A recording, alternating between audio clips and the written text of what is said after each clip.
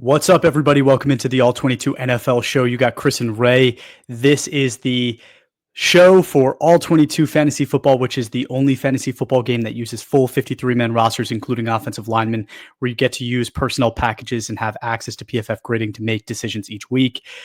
Today, we are going to be reviewing the film of what a lot of people are calling the number one quarterback in this draft, which is Cam Ward, 22 years old, out of University of Miami. He is 6'2", 223 pounds, was a 4.5-year starter, spent a couple years at Incarnate Ward, then at Washington State before transferring this past season to Miami.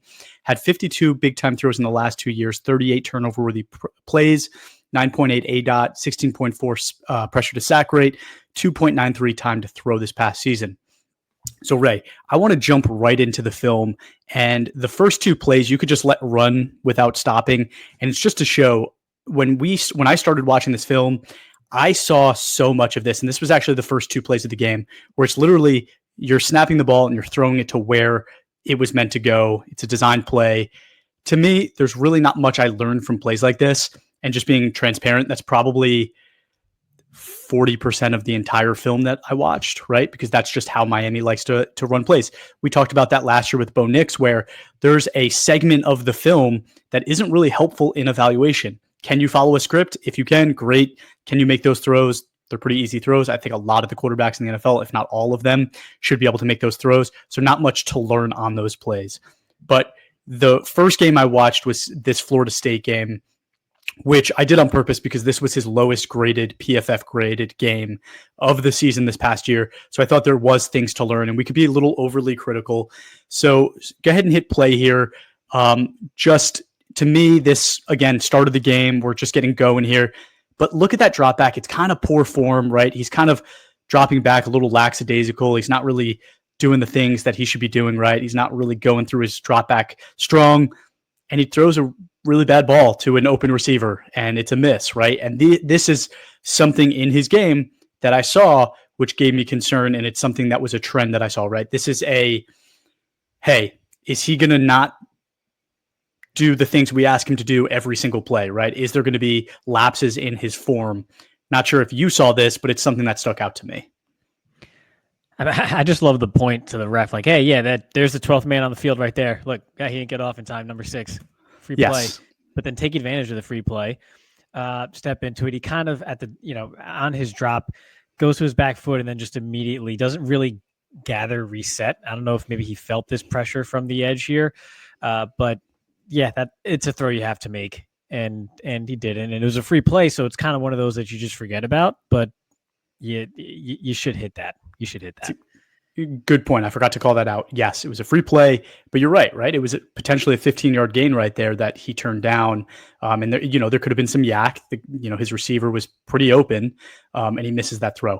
But the next play here shows a lot of the good and bad in one play to me, right? So this is his first deep ball of the game, and it's a beautiful throw, right? This guy throws a great deep ball, great spiral, good placement, but it's just, it's too quick, right? The decision's really quick. It's, again, probably a design play, and he technically overthrows the receiver. The receiver doesn't get open the way he thought he would. Shows the good and the bad, right? It's design stuff. It's not really teaching you much about his decision-making. It's an RPO. But it's a good ball, right? He throws a really pretty spiral. So I didn't learn much on this play. Just kind of wanted to show a little bit of what I'm talking about here. I'm mad at the receiver here. That's just me. I mean, you got a one-on-one, you got a slant and go, and somehow the corner still ends up on top of you here. That's just, I don't know, that's bad. I get the decision. It's a one-on-one slant and go. Safety completely bit. Let it rip.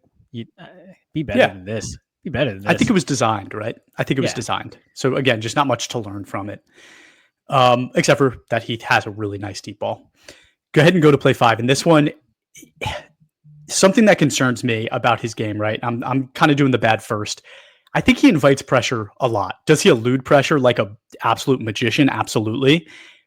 But he also invites it, right? Like he's kind of going directly into this free blitzing defender.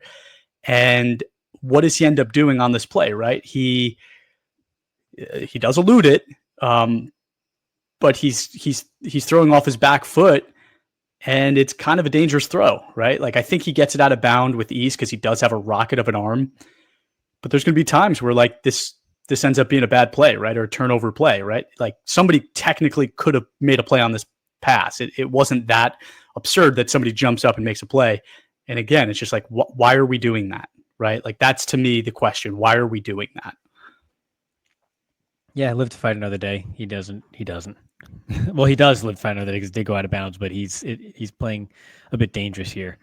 But yeah, that's what you notice in his game. I got a bit of a phrase for it after, but we can keep it going if you want.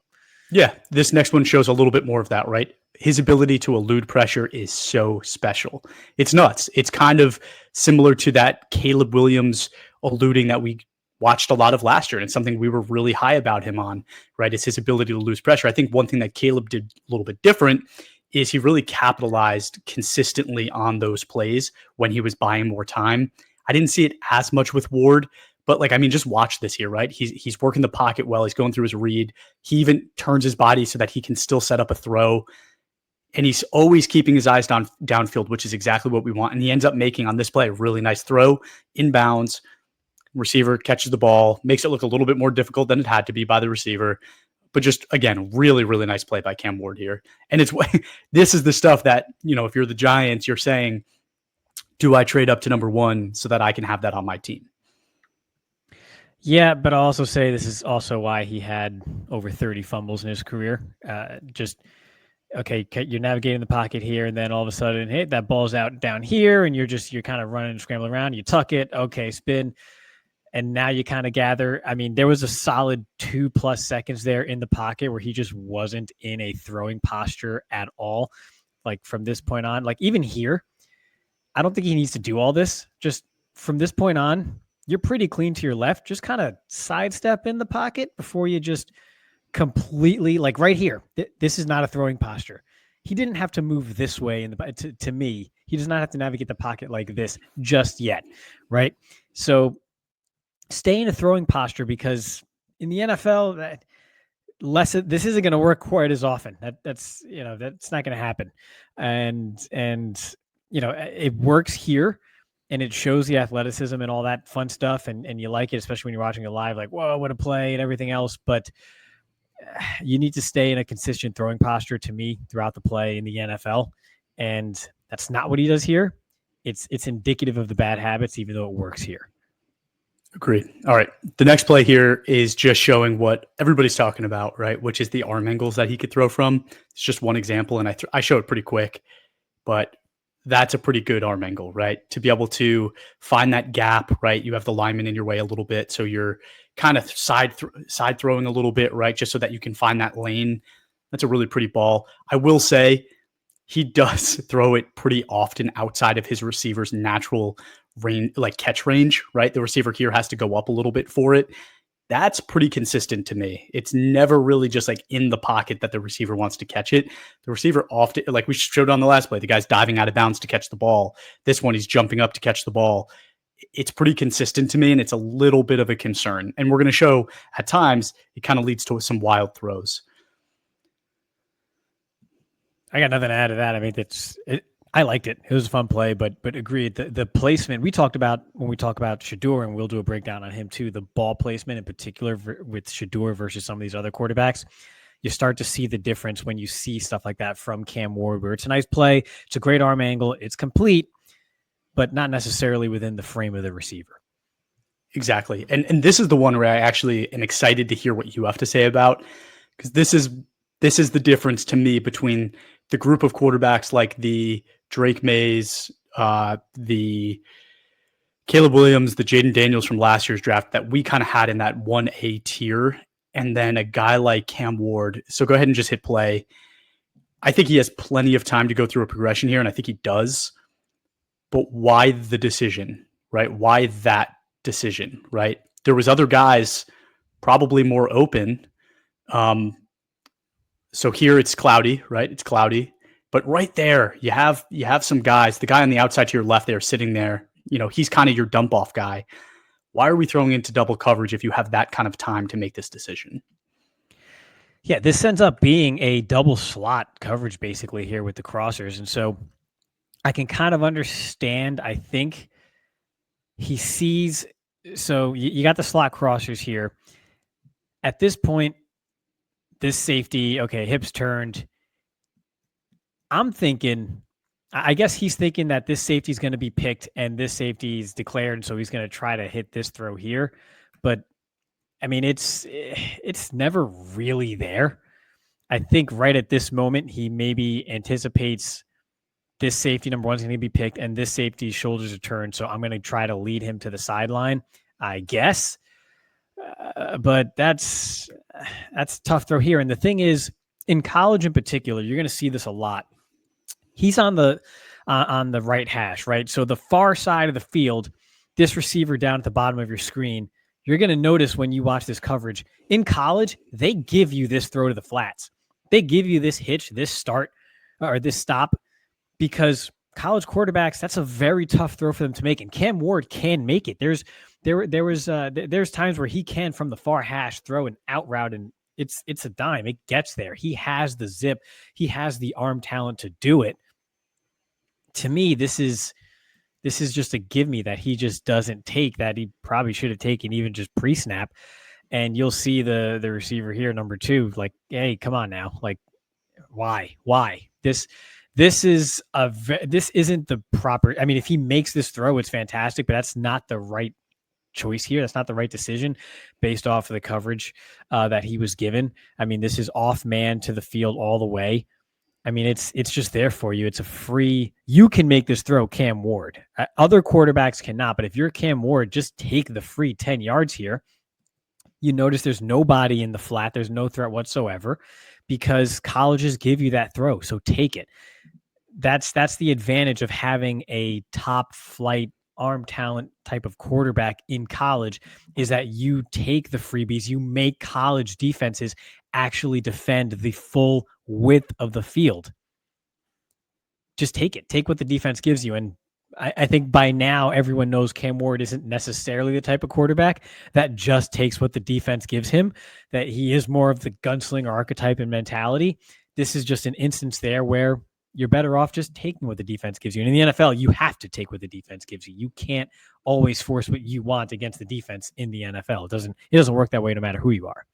Yeah, go back and show that other angle again, because there was a couple other things, right? There's people at home saying, I like that he took a chance, right? Which I kind of agree with, but you're moving backwards, right? You're backpedaling, not like back deeper into the pocket, like back, like towards your backside, potentially into pressure, and you're throwing in this awkward angle. And the positive, he didn't throw it in a position where it could have been a turnover, right? But he also didn't give his receiver basically any chance to catch this ball, right? It wasn't a good throw. So that's the other side of it that kind of bothered me, is like the form wasn't even good and you had plenty of time to make that decision. So I would have liked him, like you said before, settle, right? Stay within your throwing range. You need to be ready to throw at all times. And like, to me, that's not being ready to throw. That's just you thinking you're a better, skilled player than you really are, in my opinion. But let's move on. This next play here, go ahead and hit play. So it's a flea flicker, and it's just another example of two things, right? The backpedal and the way he received that ball just did not tell me that he was ready to make that throw, but damn, his arm is so strong, right? And he's able to get away with it because he's got such a powerful arm. But just like, watch the way he kind of receives this. It's very lackadaisical. It's, I'm not ready to play football in this moment. And he's throwing without a great base under him, but his arm is really strong. It's also just not perfectly placed. Again, it's not perfectly placed. It's a little high. Receiver has to go up. I don't know. You tell me. He's just, he's confident. His confidence is very outward. He does not. It's lackadaisical. Yeah. And that's just who he is. He's just, it's just how he plays. He's comfortable. He's comfortable like this. He's comfortable being off platform, and it's a byproduct of having such a strong arm, to where, I mean, right here, this is not a throwing platform whatsoever. He obviously gets in a throwing platform, narrow base. This is not what you want to see. But then, it goes where his feet are. He steps into it kind of at the last second there, and I don't love a little it. high, but I just don't love it.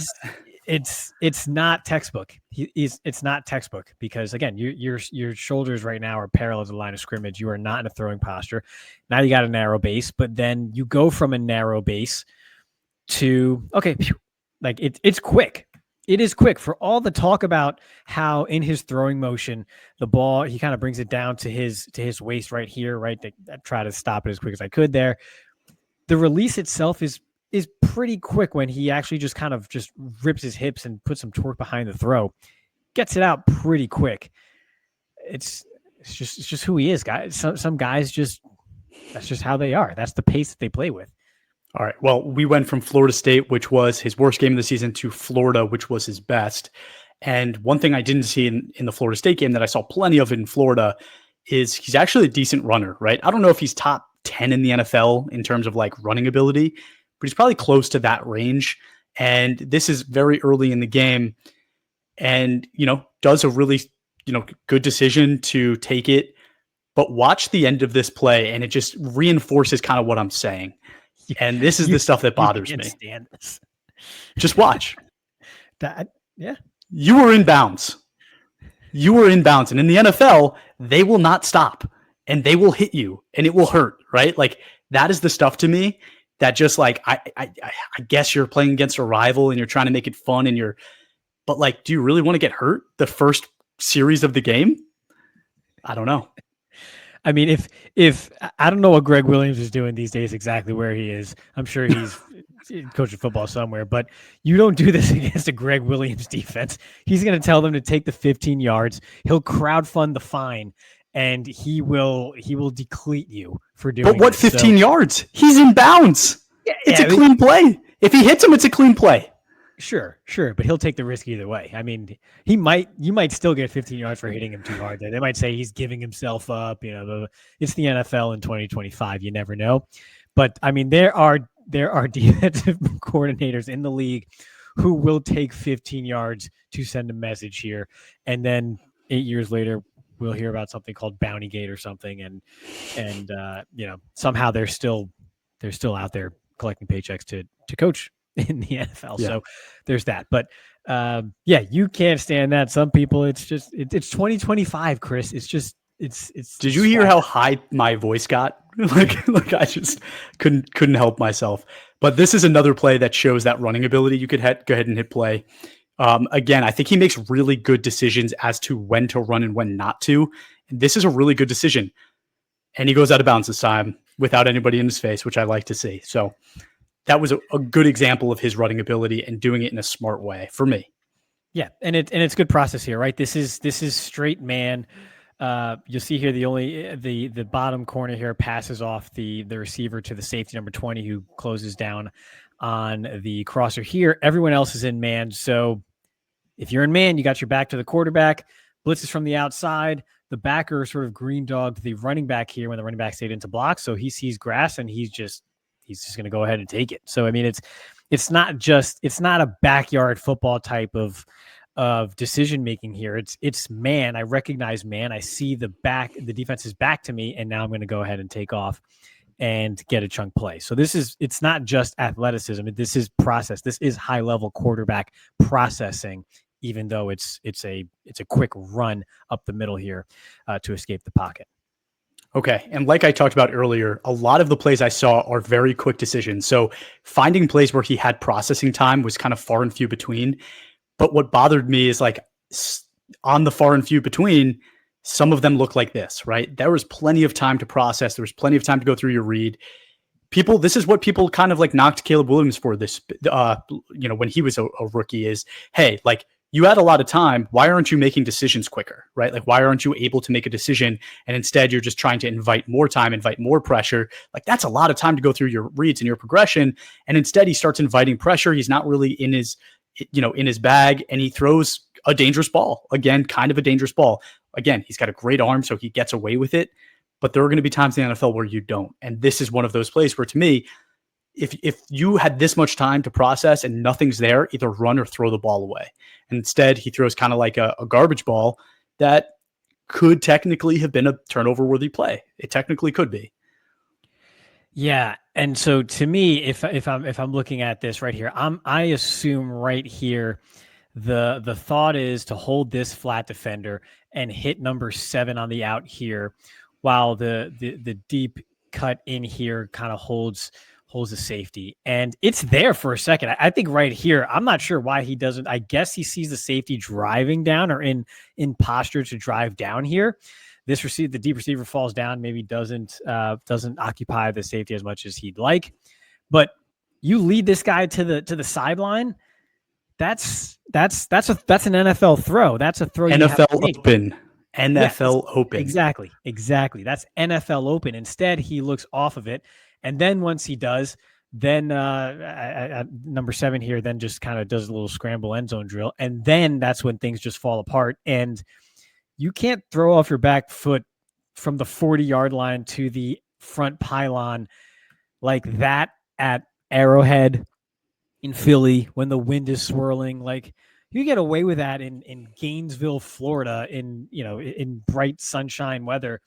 You can't do that if you're playing at Arrowhead in November and the wind is swirling. That ball may get caught in the wind, land in play, and now all of a sudden you got an interception with forward momentum for the defensive back here. So to me, the process is what's broken here, because I think this is, like you said, NFL open here, lead him to the sideline right here. If you rip it, he has the arm to make this throw. It's not as if this is a Bailey Zappi, where it's like, I'm not sure I could really rip it all the way to the side. No, you can make this throw.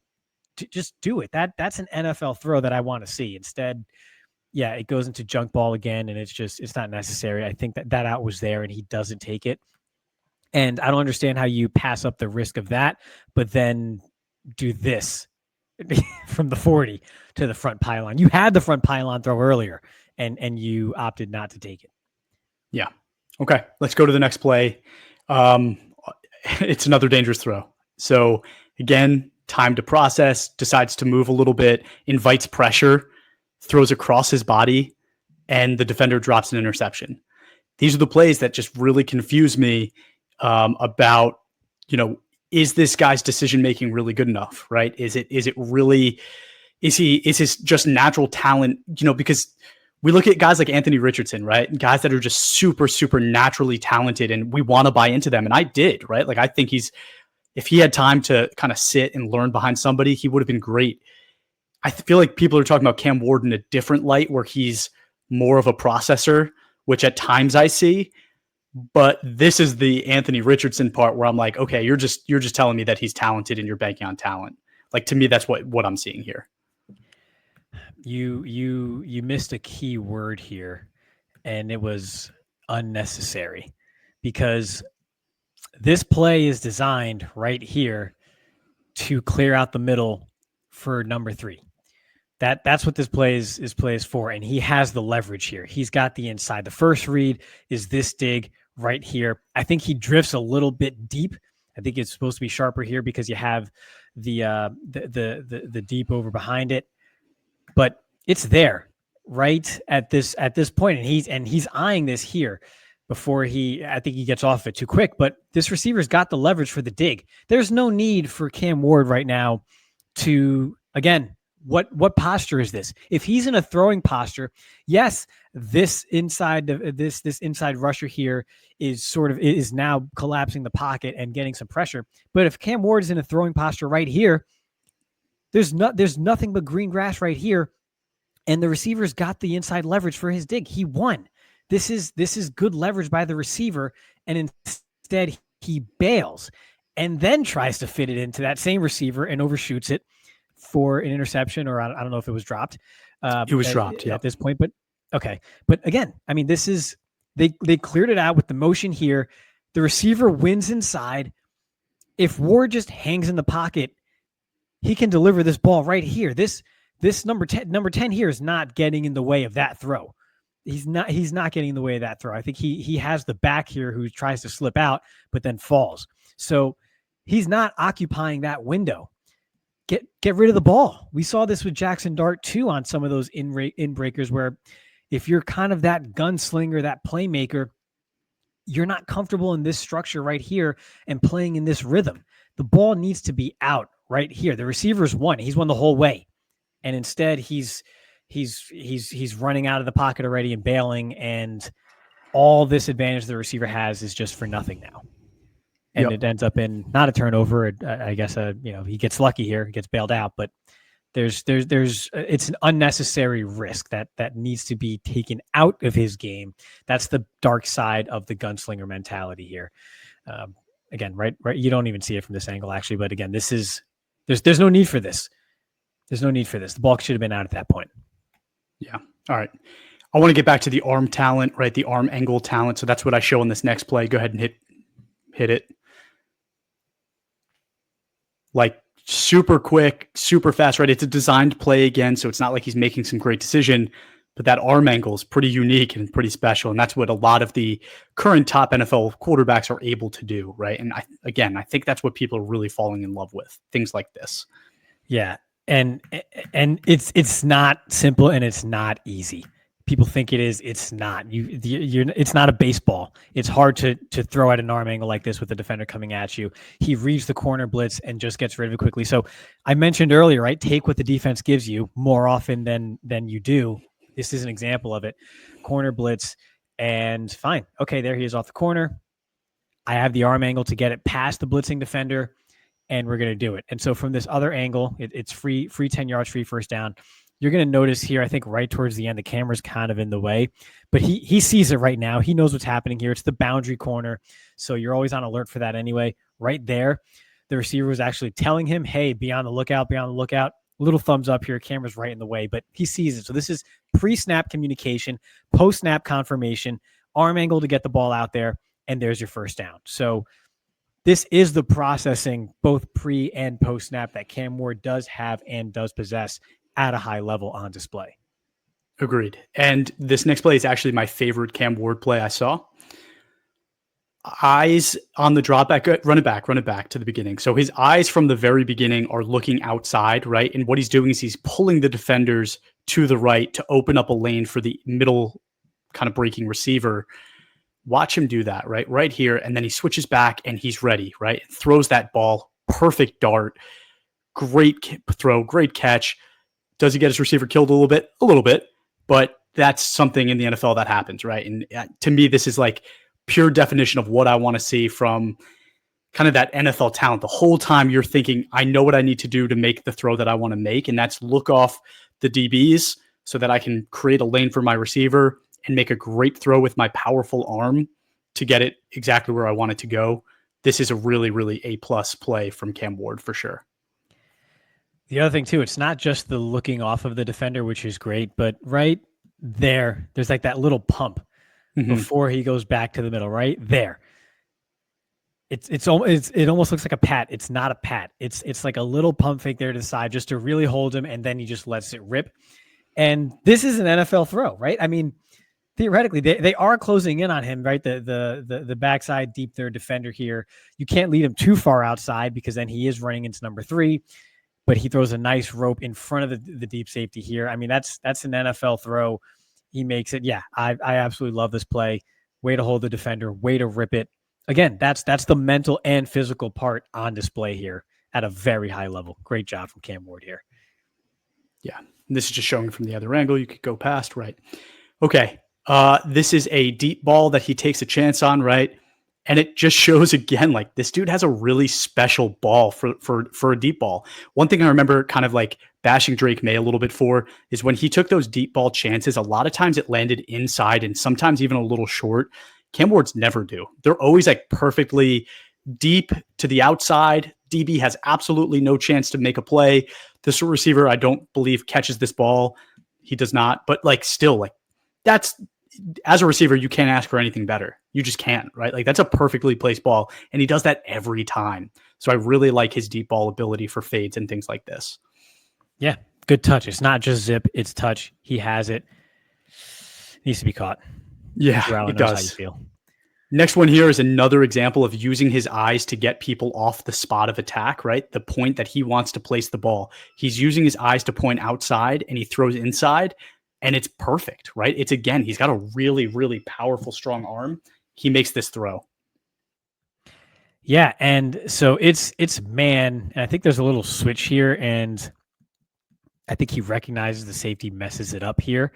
You see right up top here, this defender initially kind of goes towards number 2. In reality, he has this corner over here, realizes it late, so Ward doesn't lead him too far to the outside or too deep to where the safety can then turn and run under it. He's just going to zip it basically right on the receiver, not too far outside, and get it in for the touchdown. That window closed pretty quickly. So again, that's NFL anticipation and then the zip to get it there, because those windows close in the NFL. This window actually closed pretty quickly for given the error of the defense there. But yeah, I mean, that's perfect. That's perfect. Doesn't lead the receiver to run under anything outside or deep. Just put it right on him when it's there. Touchdown. That's all beautiful. Right. Last play. It's another one where he's eluding, right? I think he's got a really clean pocket. He had time. It breaks down. He steps up and he makes a really good throw. A few things, right? We talked about before. It's like, I would like him to stay in and make the play a little bit quicker, right? Just make the throw a little bit quicker. It's there, right? I also think when he makes the throw, he's not in a throwing motion, right? Or his feet aren't really under him. So there are knocks on it, but it just shows, right? Like if you're banking on the talent, like this is the talent and it's there and it's on full display over and over and over again. It's a really nice throw. Yeah, this is like you say, the good and the bad. In that, okay, maybe he had a rhythm throw earlier, but I like this. I'm just concerned again. Just 2 hands on that ball, please. You have no idea how fast they actually close on you in the NFL. But you know, I like the. We went all the way back to the front here. Let's go back to this play. But overall, I like this. This is sort of the good part of the gunslinger that we have here. I do think, yeah, could he have layered a crosser here, perhaps, or rather hit this hit this out in front of 27? Yeah, he could have, but I think, I don't hate it too much. There was a little bit of pressure that kind of knocked him off that maybe earlier than he liked, and then he made something happen. So unlike some of the others here, I'm okay with the process. I think with some maturity, development, time in the NFL, I do think he would be more comfortable ripping it even at this point right here to this receiver and kind of leading him towards the sideline on a comeback. But I'm okay with it. There was pressure. Let the athleticism do its work. And at this point in time, anyway, he didn't throw it back across his body too much. Kind of just found the receiver in the soft spot in the zone and made things happen. So I'm okay with this. This is the type of gunslinger that can work in the NFL and that you can build off of, whereas some of the others you want to eliminate from his game. Yeah, agreed. Okay, well, that was all we had for film. I think we should take a few minutes and talk about it, right? Again, 22 years old. He's going to be 23 at the start of the season. This is a guy that was a 5-year starter in college, played for 3 different colleges before getting to Miami this past year. There's good and bad, right? When I look at the numbers, things that stick out to me right away, right? With being a 5-year starter, the first 3 years were not really good, right? 67 overall grade, 66.9, 59.9 before his 2023 season where he had an 80.2. And then this past year, 92.9 at Miami. It was basically 3 bad years, 1 good year, and then 1 great year. So how much are we trusting this 1 great year? When I went then to break down this 1 great year, if you look at the games where he graded over an 80, right? I'm just going to go through the teams he played against. So Florida, awesome. Florida A&M, Ball State, USF, don't know who they are. Cal, Syracuse, and Iowa State. Okay. So those are the games above 80 grades. It's a lot, but how confident do I feel against that competition when we're talking about that's where we saw him at the best, right? Florida, maybe we feel good about that one. I don't know how great Florida was this year. You could tell me, not at the beginning. Yeah, it's not a lot of really good names, right? Cal's okay, right? But Florida State was his lowest grade, 63. Duke was under 80. Georgia Tech was under 80. Wake Forest was under 80. Actually, Georgia Tech was under 70. So, like, how much are we trusting this? I think, you talked about it before in terms of fumbles, but his 2023 season, where he finally broke an 80 overall grade, we're talking about 24 big time throws, but 21 turnover worthy plays. Before that, he had never had a positive ratio, right? So it was 13 and 12, 24 and 25, 10 and 21 before 24 and 21. And then this past year, 31 and 18. It's just not great numbers, right? The numbers are not great before this season. And I mean, it happens, right? Like we weren't aware of who Joe Burrow was before his final season, really, right? Like he wasn't a breakout. So it happens. I'm not saying it's impossible, but we're also talking about Joe Burrow winning a natty, like having one of the best college seasons ever, playing really good competition the whole way through. It's a little bit different in my mind. So, I mean, I'm just talking about purely numbers right now. I don't know if you have anything to say about that. It's not Cam Ward's fault that the competition wasn't much different when he stepped up from Incarnate Word to Miami. That's the ACC's fault. I'll say that. It sounds to me like you're a little lower on Cam Ward after doing this exercise maybe than you were going in. And I might be the opposite. That might just be, it might be an incorrect observation, but that's the vibe I'm getting here. And the archetype of Cam Ward has not changed. He's a risk taker and he takes risks and sometimes they backfire. He's kind of, he really is, what's the saying? A mystery wrapped in a something wrapped in an enigma. That's kind of how I feel about Cam Ward, because I almost feel like, and this is kind of the thing with quarterbacks, maybe more so than other positions. When you're studying other positions, or at least when I am, right?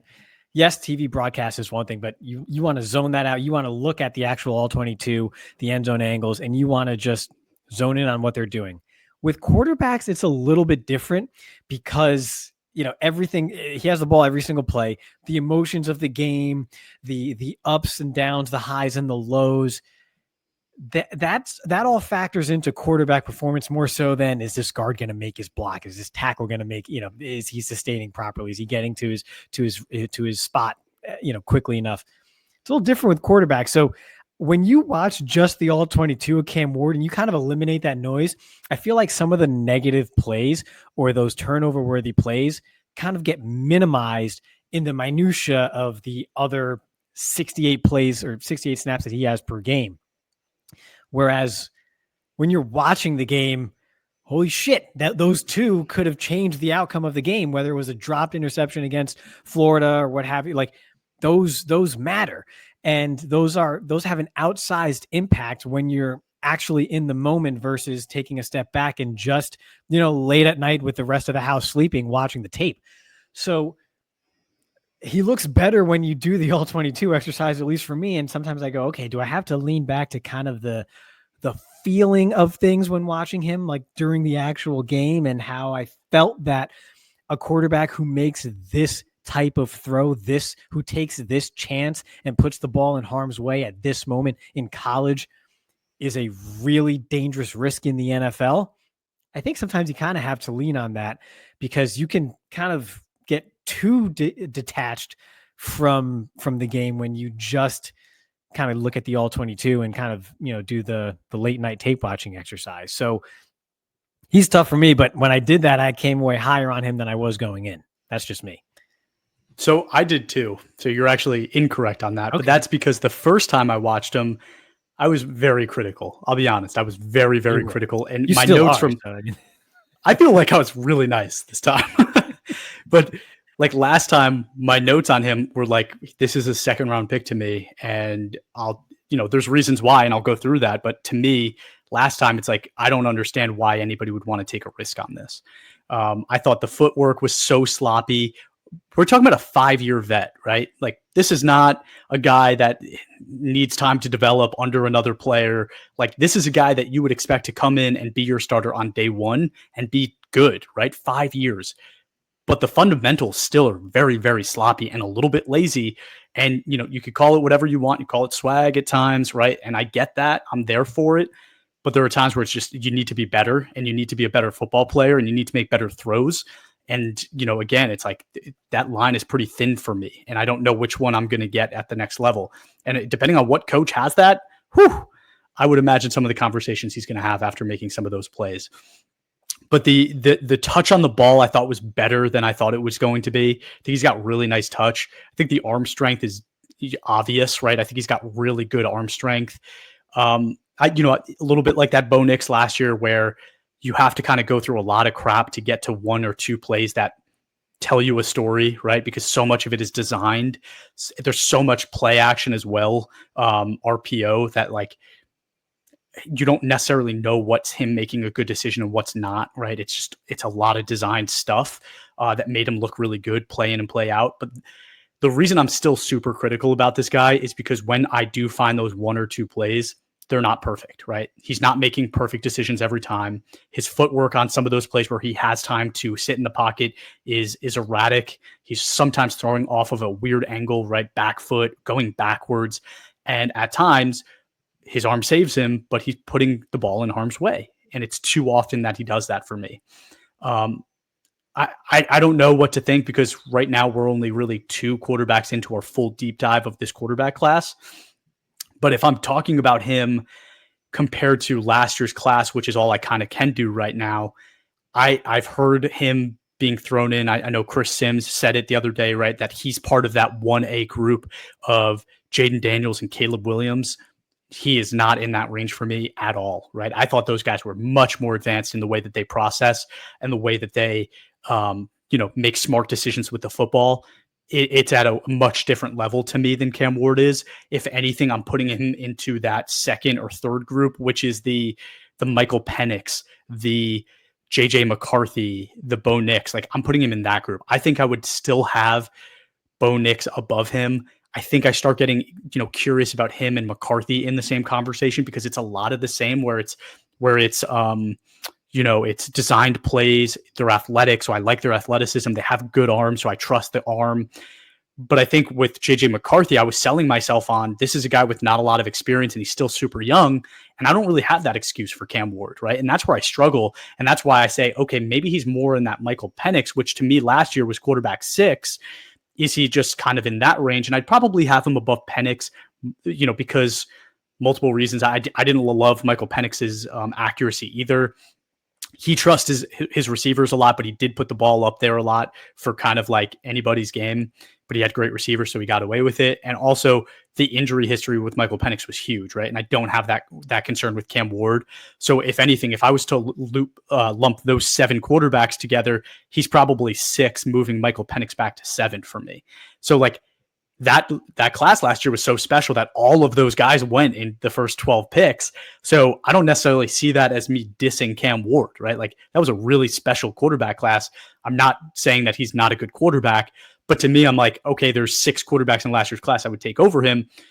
So that probably means he's at the top of this year's draft, right? Considering there's not a lot of quarterback talent to be talked about in that range. But when I watched Abdul Carter, when I watched Travis Hunter, we're watching some of the other guys, right, that are being talked about as those top 5 picks. I don't necessarily think that I could take Cam Ward over Abdul Carter or Travis Hunter. Probably not Mason Graham either, right? Like, I would have a really hard time selling my team on, hey, there's 3 talents that, the industry is calling elite talents, and I'm going to tell you to take a very, very risky quarterback here. I struggle with that. And I also think it's very dependent on the team he's going to. If he goes to a team with a poor O-line, that elusiveness, right, that breaking down of structure is going to happen a lot. And I just don't know if he's going to handle it the way that I want my quarterback to, which is making quick decisions and making accurate decisions, unless I design it for him. And I don't necessarily think that, a top 10 pick quarterback is a player that I want to draft so that I can make his life just super, super easy. I could get that guy in the 2nd round. I said a lot of things, so go ahead. You said a lot of things. And I still don't know what the hell to make of him. Like I said, he's whatever is supposed to be wrapped in whatever is supposed to be wrapped in that enigma. That's what he is. Because oftentimes with quarterbacks that enter the NFL, there are things you need to add or develop to their game. Oh, they need to get better at, holding defenders on the backside before coming back to their primary read, or they need to get better at layering throws. They need to develop that part of the game. They need to get more comfortable with those high-low, reads or what have you. With Cam Ward, it's you have to subtract from some of his arsenal here. You need to take away some of the propensity to scramble and try to make something happen outside of the pocket and the gunslinger, throw across the body. There's stuff you have to take away. Is that better? Maybe if he was 21 years old coming into the league, I would say that's better. But as a fifth-year senior who spent 5 years in college, I don't know, man. 85% of it's great. 85% of it is great. But 15% bad can kill you in the NFL. It'll ruin you. It'll lose games for you. Those 2 turnover-worthy plays that was, I think it was against Cal when I was watching the pick 6 he threw against Cal. That there's just things that can't happen. And if they're happening to you in college as a fifth-year senior, how are they going to get better in the pros? It's tough because then there's 85%. That's like, damn, he's really good. He look at that throw he roped over the middle of the field. Look at that arm. Look at that deep ball that wasn't completed. That in the end zone hit the receiver in the hands. I don't know what to make of him. I would say I would definitely have him above JJ McCarthy in last year's class. Probably put him above Penix. Part of that's probably injuries included. And again, Bo Nix was another one where you talked about the offense and having to sort of separate the quarterback and what they're doing versus what the offense is doing for them. That made it tough for Nix. I'd probably have Ward above Nix too. I definitely would not have had him above Daniels, Caleb, or May. So he probably would land in quarterback 4 for me in last year's class, but I also wouldn't have taken any of those other the bottom 3 quarterbacks that went of that group of 6 in the first round. I wouldn't have taken them in the first round. I get the NFL. It's different. It's quarterback, but those weren't first round players to me. Cam Ward might be like in a back, like if you're just removing position from it, when obviously there's a quarterback tax you have to pay, but from a strict just position player type of standpoint, maybe back end first because damn, the flashes are there. But it's a risk. I mean, I look at him and I could see, okay, maybe he's Jordan Love. That's a good, there's a lot of similarities there. The flip side of Jordan Love is Will Levis. It just is.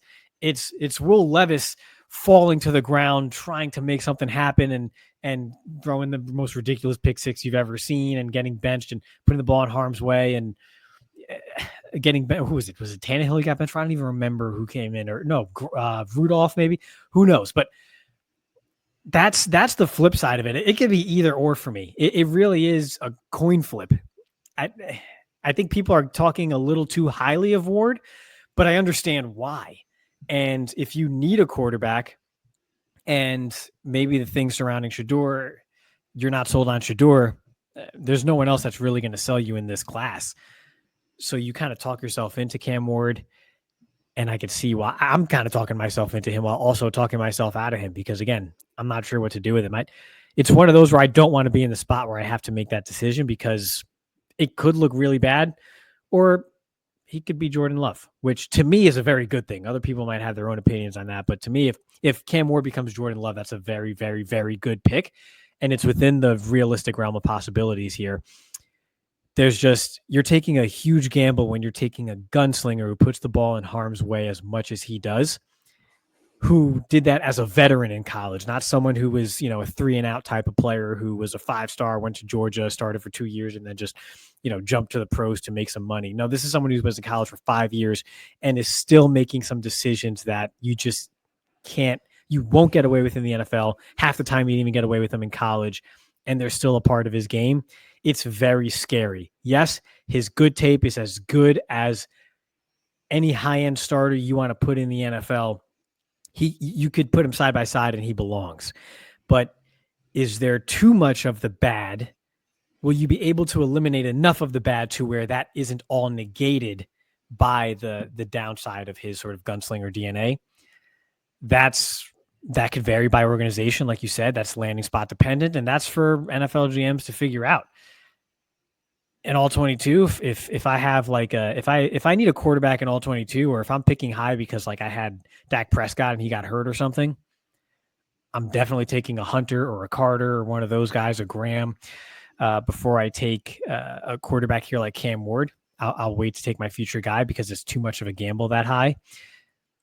But in the NFL, you're not afforded that time. You don't just renew every year and you get to keep your job in the NFL. Sometimes you're just under the microscope and you have to make that decision and roll that dice and hope it works. So Jordan Love played 3 years at Utah. So he was only a 3-year starter. He was a young draft pick. He also got to sit for 3 years behind Aaron Rodgers, right? So like, those are the things that when I go and I say, all right, I'm not sitting Cam Ward. He's a 5-year starter in college. Like he needs to be ready. But is that, am I wrong in that? Does he need to sit, right? Like, does he need that time to develop? I don't know. I just don't think I would give him that opportunity. And you also compared him a little bit, right? Jordan Love, Will Levis.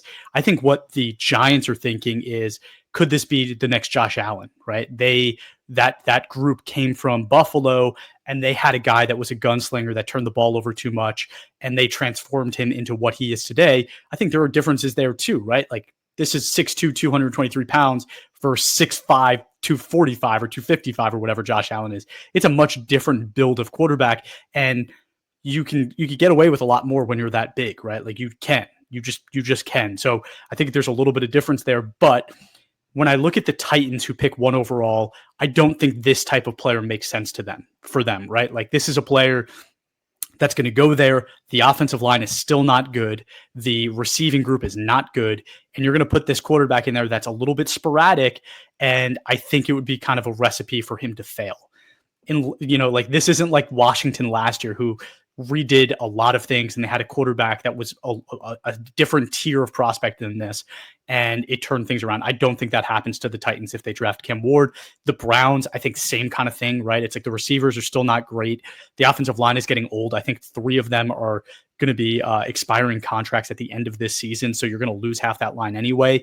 I don't love that for them. I also think that team needs to kind of do a full rebuild. If I were them, I would trade back, start to get some more picks and start to actually build that team again. So it really is the Giants at 3 where I say, could he make sense for them? Maybe. Like I think if that's the case and maybe Carter and Hunter go before him, maybe at that point you could say, all right, the 2 top guys that I think are truly, truly elite talents are gone. I'm okay staying where I am and taking the quarterback, taking a risk on him. I think those guys have to anyway. They're going to lose their jobs if they don't take a quarterback. So maybe Cam Ward makes sense for them. They have Malik Neighbors. They've built that offensive line a little bit. They have Andrew Thomas. It's getting better, right? And they might think they're one quarterback away, one quarterback with a strong arm who doesn't mind taking some risks away from being a better team. Maybe that makes sense. But I think the real thing, right, is like a class like last year with Caleb Williams, Jaden Daniels, Drake May.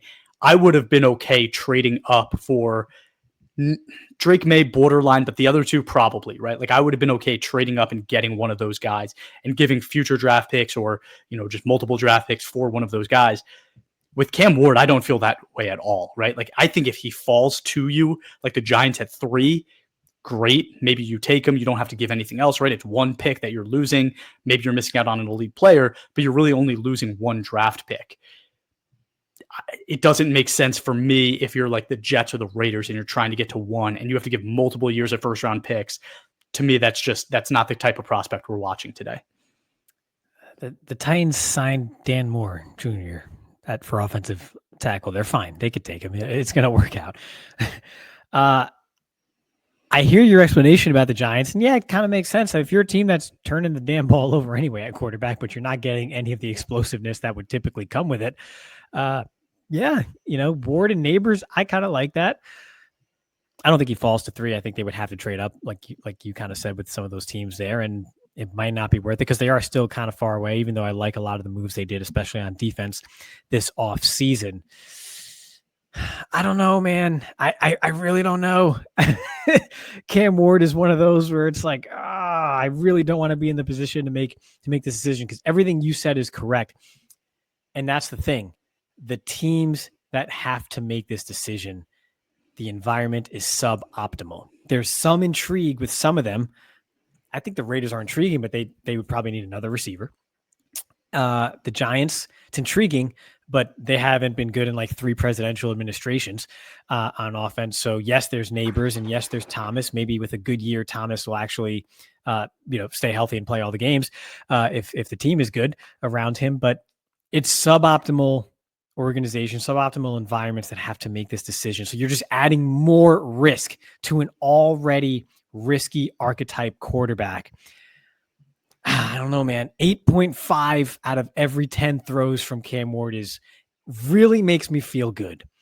But the 1.5 out of 10 is what can lose you the game, no matter how pretty the other 8.5 were. And that is what's so scary, because he's not going to go to the Philadelphia Eagles and drop into that offense where, okay, the pretty is going to be, not only is it going to be pretty and effective, but it's going to be explosive and it's going to be enough to win us games. Nah, he's going to have to make up for talent deficiencies around him.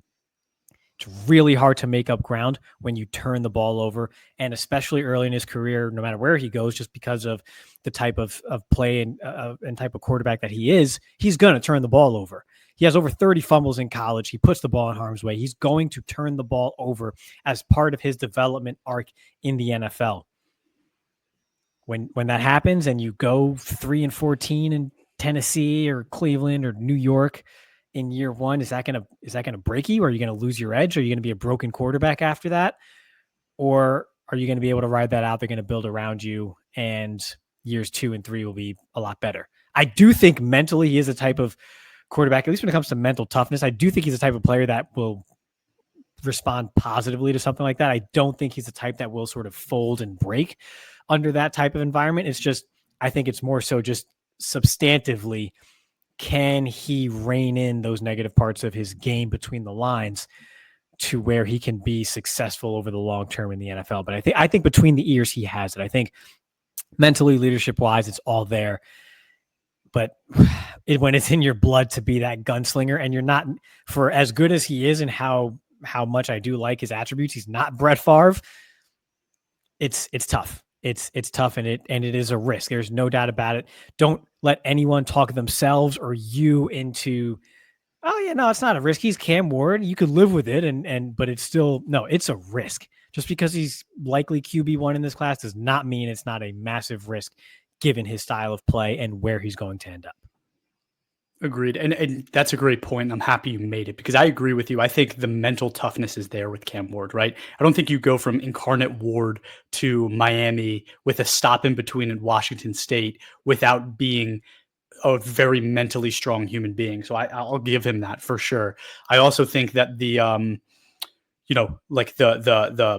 swag that he plays with, right? It shows a little bit of like this I'm going to prove you wrong attitude. And I think that, a lot of teams are going to fall in love with that. And I like that too, right? Like at times I like that too. I just want to see the fundamentals in between, right? And that's the stuff that bothers me with a 5th-year starter. But the more and more I watch this class, the more and more I kind of start to say to myself, like, if I'm a team at the top of the draft that doesn't have pick 1, and it's going to take me trading up to pick 1 to get a Cam Ward, I'm not doing that, right? And I think that because of how kind of deep this quarterback class is, right? It's not top heavy by any means, but it is deep, right? Like there's a lot of guys that we have, in our list that we're saying that's an intriguing guy. Like I don't know if he's going to be a 10-year starter in the NFL or if he's going to be a wash after a year. But like you're telling me that I can either trade a 1st-round draft pick this year within the top 10, a 1st-round draft pick next year that's probably in the top 10, and maybe something else to go from 3-1 or 5-1 or 7-1, whatever it is, right? Or I can take Mason Graham, Abdul Carter, Travis Hunter, Ted McMillan, whoever it is, right, with my first pick, and I still have my first pick next year, and maybe in the 2nd or 3rd round, I'm drafting Quinn Ewers, and I'm going to take a chance on a Quinn Ewers, or I'm going to take a chance on a Jalen Milroe in the 3rd round and see if he can figure it out. Like, I think in this draft class specifically, that's what I'm doing. I thought you were tired of the Packers taking fullbacks in the 2nd and 3rd round, and you just threw out Jalen Milroe like that, just so cavalierly.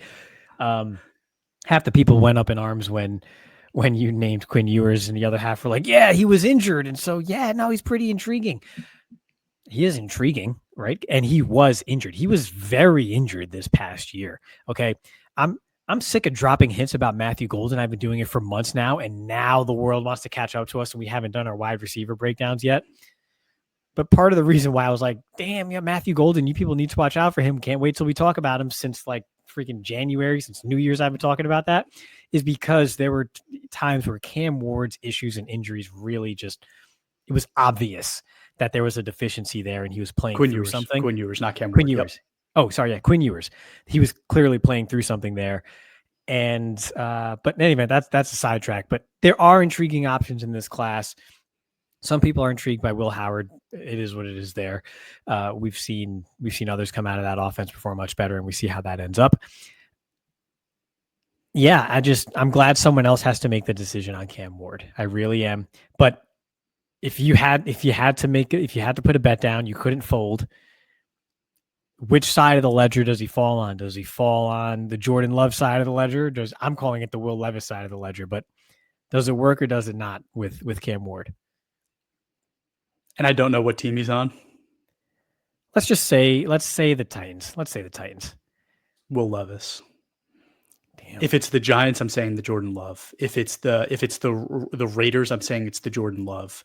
If it's the Jets, I'm probably saying the Will Levis, right? Like, it's like, I truly believe that because of the teams at the top of this draft and how bad some of the situations are, it might not be up to him what he becomes. And I hate saying that because we just talked about the confidence and how he's not going to be a guy that breaks.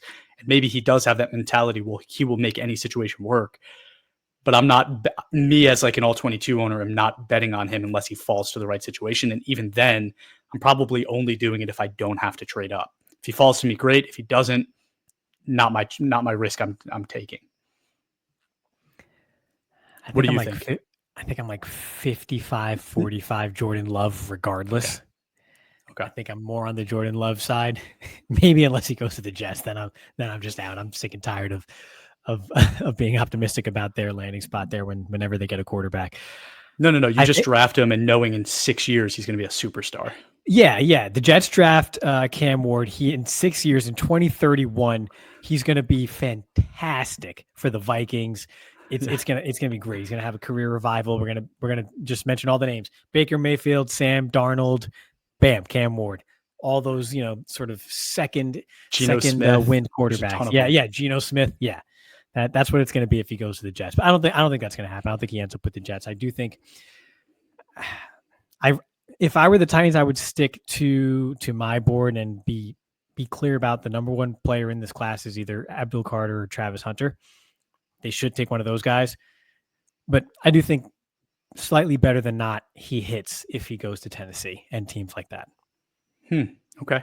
I think if I had to put money today on what team he ends up on, I think it's the Browns at 2. I don't think a team trades up for him. I think the Titans stay and probably take Abdul Carter, maybe Travis Hunter. Travis Hunter was always my gut pick for the Titans, just because I've seen them try to hit receiver and cornerback over and over and over again, and they could do both with one pick. It just makes so much sense to me. So Travis Hunter makes sense to go number 1 overall for me. But I think it's one of those guys. And then I think the Browns are in just such a situation where their cap sucks, right? Like, so they kind of can't figure out quarterback with their current cap unless they take one in the draft. They just can't. It's too expensive. Their team is too expensive. They signed Myles Garrett back, right? They didn't grant him permission to get traded, right? They didn't do that. They signed him to a huge deal. So I think it's kind of like Abdul Carter might be a little bit of a, what's the word I use sometimes, where it's like, you're not getting as much return on the investment, right? Like, it's like you're doubling down and you're only getting half the return. I think he's a superstar, but when you pair him with another superstar, you might not get 2 superstars. You might get 2 really good players, or, times where one flashes and then the other has to flash. I also think receivers on the table for the Browns, which Travis Hunter would be maybe the pick if he's available, but if he goes 1, he won't be. So to me, it's like the only real chance that the Browns have of turning this around is if they hit on a quarterback in the first round. And to me, it's like, all right, so Cam Ward, if we're thinking he's QB1, then to me, he's going to go 2 to the Browns. It's fine. They have Jerry Jeudy. They have David Njoku. I don't Those hate it. If it's, don't give me those are names with Jerry Jeudy. All right. Those are names. He's a weapon. Those are weapons. Those are weapons. The Browns, to me, I like Stefanski. I kind of like the offense. The line is really deteriorated. They've gotten old, but the weapons are good enough to where if it doesn't work, I almost like it just has to be something in the water, just like the Jets, because other things are there. Everything else is there. It's like, but Baker worked. Like Baker was good on the Browns. Like let's not forget that he just wasn't good for one season because he had a shoulder injury. So I do think that if Cam Ward goes there, there's a chance he's successful. I don't think it's like an instant fail like it is with the Jets. So like I wouldn't hate it. I think it's like you were saying it's like 55-50. Maybe it's like 52-48. But like I still think it's maybe leaning towards he'll be successful there. And there are similarities in their game between Cam Ward and Baker Mayfield. I mentioned Jordan Love. That to me is the most apt comparison when I see him play. But there's Baker Mayfield in there, similar type of stocky build, kind of a risk. I mean, on the spectrum of risk taking, I mean, Cam Ward is beyond Baker Mayfield, but that same type of gunslinger mentality, move around in the pocket, not always as steady in there as they should be. But yeah, there's a lot of similarities there, and it did work with Baker until the injuries, and they just I can't believe they fumbled that. It's I'm glad I'm very happy for Baker. I'll just say that. Yeah, there's similarities there, so it could. You're right. That actually makes me feel a little bit better than I did 3 minutes ago. Let me ask you a question, okay? You're an NFL GM that doesn't have a quarterback, and the quarterback available, you only have 55%. Like that, you're like, hey, I think this is a really good player 55% of the way, but like the other 45%, you're thinking no. And there's 2 elite players on the board at positions of need for your team that you know are going to hit. Like you're 90% confident in those players. Are you ever turning down the quarterback for the elite players? Because like for me, my answer, I'm always taking the elite players unless I'm really sure about the quarterback. Like I have to be probably over like 70% sure to draft a quarterback over what I think is like an elite player that I'm very confident in. If my father owns the team and I'm not getting fired, I'm taking the elite player every single time, which is insane given the advantage you would think the Cowboys would have in a situation like that. But I always take the elite player, just period. If I'm drafting high, I need to be sure of that. I'm marching into my owner's office and saying, look, we're not going to be good this year. This guy could really bust. I mean, what's his name? Like nobody remembers Jake Locker. Nobody remembers that. Nobody remembers EJ Manuel. But if you were to go back in time and watch every pre-draft show and he's got to be taken at 6 and wherever the hell he was taken, 11, 9. No, take the best player and it'll eventually work itself out. But you have to have patience in order to run an organization with a vision in the NFL. And a lot of time it's just not the case. And that's what gets these teams into trouble. So no, I would absolutely not pass on an Abdul Carter or Travis Hunter for a quarterback that I was not absolutely sure on. I would not do it. To me, it's not good process, regardless of the quarterback tax. It'd have to be close, right? If it's elite defensive end, but it's a very good to great quarterback prospect that I feel good about, I just know he's not like a sure thing, then fine, I'll roll the dice there. But a risk-taking, 23-year-old QB who with a propensity to turn the ball over, that's a bit too rich for my liking to pass on, multiple time all-pro level talents just for the shot of it hitting. That's too rich for me. Yeah. And I mean, like, I think a draft that comes to mind is always the 2021 NFL draft, which was Trevor Lawrence, Zach Wilson, Justin Fields, right? Like there was a bunch of quarterbacks, Mac Jones. And if you're the Jets at 2, Trey Lance was in that one too, right? So if you're the Jets at 2, you're San Francisco at 3. I think San Francisco is exactly what I'm talking about, right? A team traded 3 first-round picks to move up to get their quarterback. So not only did they spend 3 first-round picks on a quarterback that missed, but the guys they missed out on, Jamar Chase, Penny Sewell, Pat Surtain, right? We're talking about like offensive lineman of the year, highest paid receiver of the year that just won Triple Crown, last year's defensive player of the year, Micah Parsons, Devonta Smith, Rashawn Slater. Like we're talking about elite players that you're missing out on by taking a chance on the quarterback. And I understand your team's not going to be good until you get that quarterback figured out, but it doesn't mean you just take one because you're desperate, right? So in this year's draft class, you have to say to yourself, if Abdul Carter is there, if Travis Hunter is there, depending on what you think of Mason Graham, Ted McMillan, like those guys, I mean, there might be other names that you think deserve to be in that range, Ray. I don't know. We'll get to that when we do our big board episode. But like, to me, it's like if one of those maybe 3 or 4 players is there, probably not taking a quarterback before them in this year's draft. Yeah, this ain't the class to do it. Like, yeah, imagine Micah Parsons on the 49ers. Yeah, and that defense. Like, are you kidding me right now? That's, in the moment, you get blinded by the quarterback. But if you just took great players that are great and followed your process, eventually it will work out. And look at the situation the Niners are in now. They had their window, never quite got over that hump. And, part of it is you're running into Pat Mahomes in his prime, but their window is pretty much shut now, and they're kind of stuck.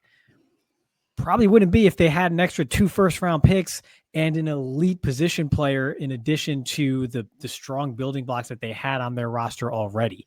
So this stuff does matter, and it's not just one pick. When you miss on a quarterback, it really does set you back more than any other position. It's almost like the adage, you'd rather start a young player 1 year too late than 1 year too early.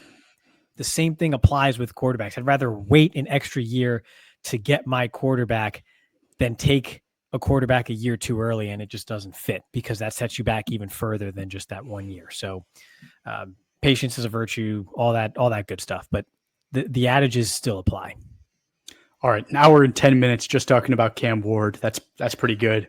Everybody, thank you so much for tuning in. Please give us a follow on Instagram, Facebook, TikTok, and X at all22_PFF, and give us a review wherever you watch or listen to your podcasts. Have a great day.